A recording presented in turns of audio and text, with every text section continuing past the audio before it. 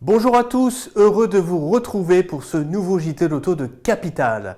Cette semaine, nous allons parler de Tesla, de deux roues ou encore du nouveau Dacia Duster.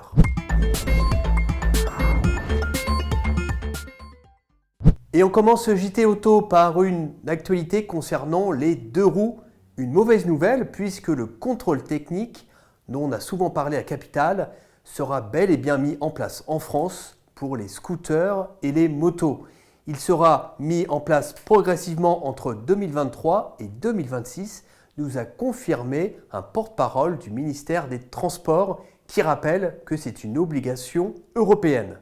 Ce contrôle technique sera mis en place ou pourra être mis en place selon l'année d'immatriculation du véhicule et aussi sa cylindrée, nous a déclaré la Fédération française des motards en colère qui juge cette application, je cite, inutile et contraignante. À l'occasion de l'étude du projet de loi climat et résilience discuté par le Sénat, les sénateurs ont voté plusieurs amendements en faveur des automobilistes.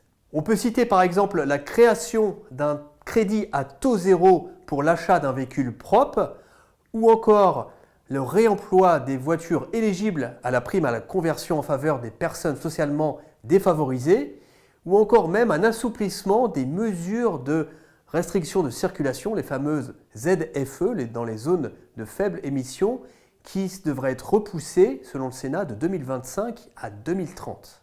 Des mesures qui ont toutefois peu de chances d'aboutir, puisque le gouvernement y est opposé.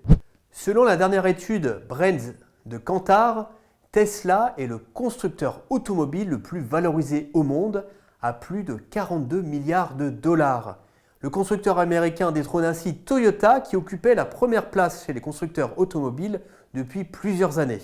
Tesla est par ailleurs la marque, toutes catégories confondues, qui a enregistré la croissance la plus importante avec une progression de 275% par rapport à l'année dernière.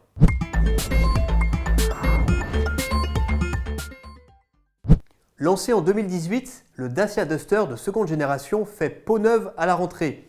Parmi les principales évolutions, on note l'apparition d'une nouvelle signature lumineuse de phare à LED, d'une boîte automatique EDC sur la version à essence, tandis que la version GPL reçoit un réservoir plus grand.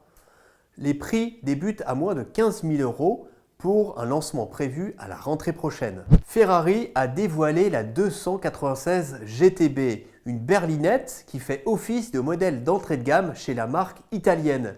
Mais attention, on reste chez Ferrari, et même s'il s'agit du modèle d'entrée de gamme, ça reste une voiture surpuissante puisqu'elle délivre 830 chevaux grâce à son V6 biturbo, donc le premier V6 sur une Ferrari de route, qui est associé à un moteur électrique qui fait plus de 160 chevaux.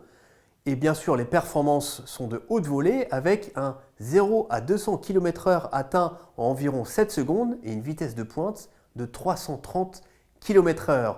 De quoi afficher des performances ahurissantes ou encore même de rouler en tout électrique sur une vingtaine de kilomètres.